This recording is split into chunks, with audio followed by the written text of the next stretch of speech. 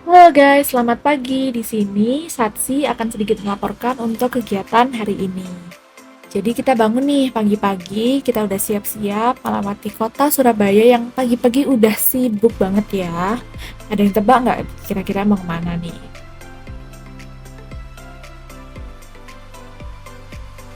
Nah, di sini kita jalan sedikit dan akhirnya finally kita sampai di stasiun Gubeng. Misalnya udah di stasiun Gubeng, kalian bisa tebak nih kita mau kemana. Jadi hari ini kita akan ke kota Malang. Sini kita nunggu sedikit untuk keretanya bisa sampai dan sesampainya di kereta kita langsung jalan dan untuk durasi ke kota Malang kurang lebih menempuh jarak sekitar 2 jam perjalanan.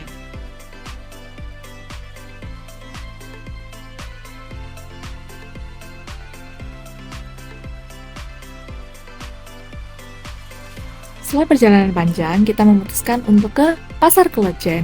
Nah, di sini kita jalan-jalan sedikit untuk cari jajan-jajanan tradisional yang akhirnya kita memutuskan untuk membeli es dawet.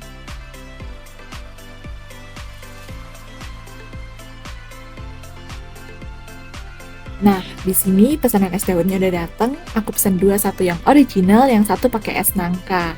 Nah, di sini untuk yang buah nangka sendiri, itu dia ngasih extra flavor yang bener-bener unik untuk es dawetnya. Karena rasa es dawetnya sendiri sudah manis, tambahan rasa tang yang unik dari buah nangka, jadi kombinasi yang cocok banget. Nah, setelah keliling-keliling di Pasar Klojen, kita sekarang lagi nunggu Grab untuk kita pindah ke destinasi berikutnya.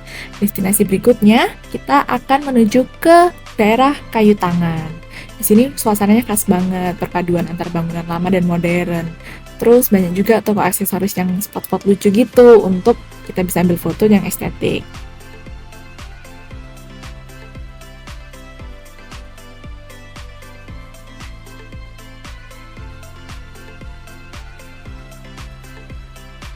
Nah, lanjut, kita juga mampir ke area historical Kayu Tangan. Di sana, kita nemu satu rumah yang dijadiin kafe lawas. Begitu masuk, rumahnya berasa kayak pulang ke rumah nenek nih.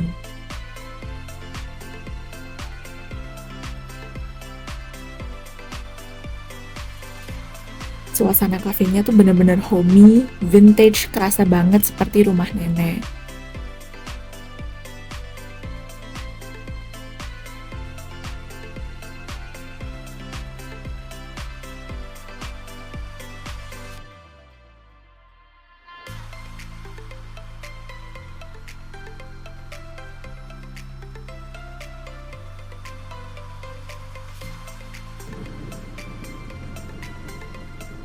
Cafe ini nggak cuma menjual dari suasananya aja, tapi di sini juga ada kaset-kaset lama yang bisa kalian putar.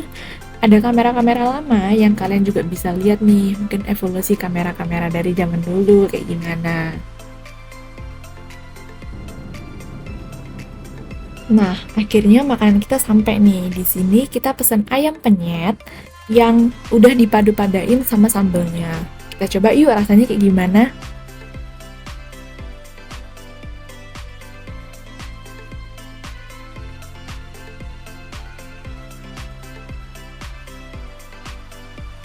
Nah, bisa dilihat dari ekspresinya di sini, udah pasti enak banget kan?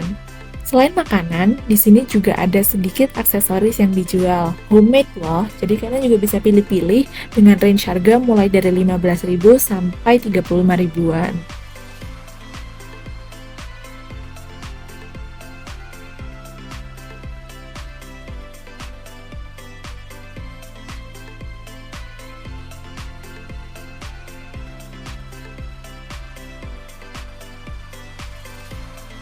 Nggak kerasa nih, di kota Malang udah seharian aja. Kita capek dan akhirnya kita memutuskan untuk pulang pakai kereta lagi menuju Surabaya. See you di acara berikutnya ya.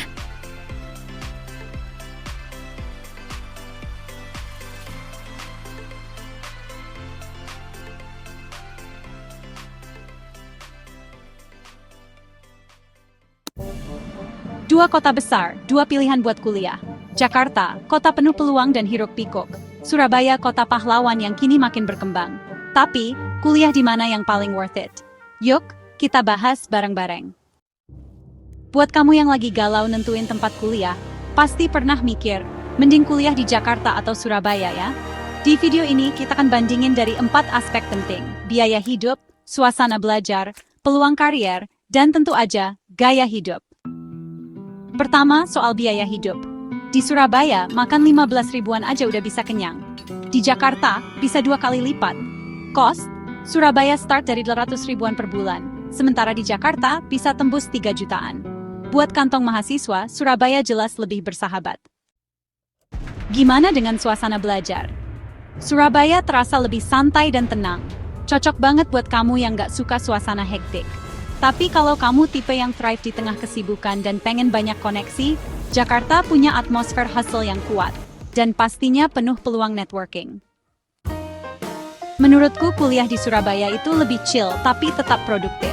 Gak terlalu stres dan suasananya nyaman.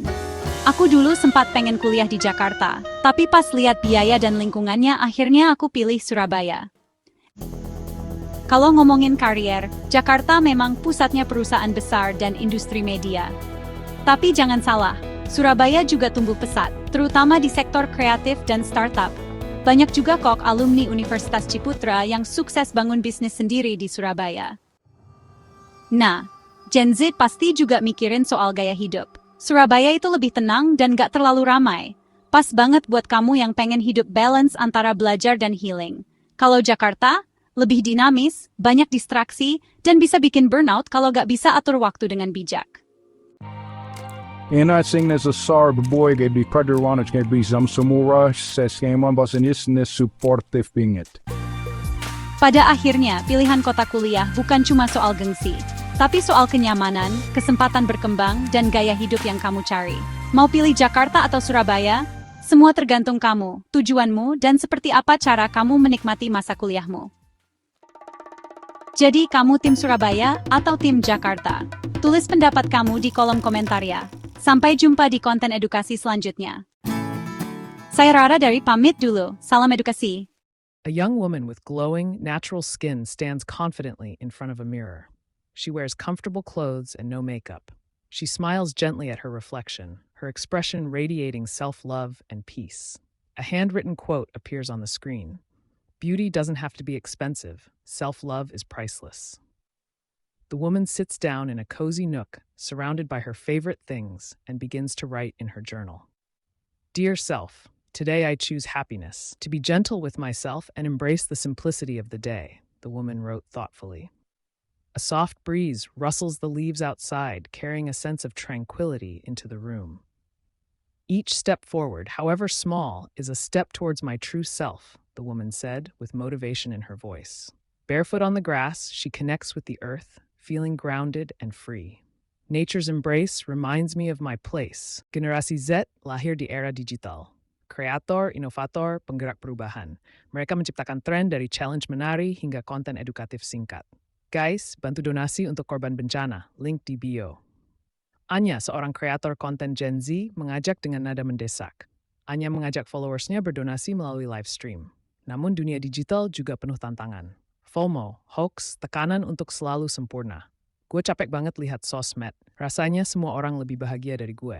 Budi, seorang Gen Z, mengungkapkan dengan perasaan melankolis. Budi merasa tertekan melihat kehidupan orang lain di media sosial. Generasi Z tidak menyerah. Mereka menciptakan solusi, digital detox, screen time limit, kampanye, mental health matters. Mental health matters. Jaga kesehatan mentalmu, guys. Siti, aktivis Gen Z, menyuarakan dengan penuh semangat. Siti menyuarakan pentingnya kesehatan mental di media sosial. Generasi Kamar, tempat mimpi digital dimulai. Di sini, setiap pagi, dunia virtual menanti. Dengan lampu neon biru dan ungu yang menyala, suasana gaming yang bikin semangat. Dulu main game sering dibilang buang waktu, cuma jadi pelarian setelah sekolah. Tapi sekarang, main game bisa jadi jalan karir. Banyak teman yang udah jadi streamer. Ada juga yang masuk tim e-sport kampus. Awalnya iseng, cuma main bareng, tiba-tiba dapat donasi. Uang jajan pun bertambah. Main Mobile Legends doang, sekarang bisa nabung beli skin sendiri, kata teman lewat voice chat. Game kayak ML, Valorant, dan PUBG bukan lagi sekedar hiburan. Ketiganya jadi pintu ke dunia baru, komunitas, bahkan penghasilan. Tapi, di balik sorotan LED dan highlight kill yang keren, ada kerja keras, konsistensi streaming, edit video sampai subuh, komunitas yang harus dirawat. Dari layar kecil di kamar, anak muda Indonesia terus bermimpi besar. Surabaya, kota industri. Namun siapa sangka, di balik gedung-gedung dan jalan tol, terdapat hutan mangrove yang menjadi tempat untuk kita, generasi Z, yang mencari ketenangan. Tidak perlu jauh-jauh keluar kota. Di sini, kita bisa bersantai, berkoneksi kembali dengan alam, dan tentu saja mendapatkan konten yang estetik.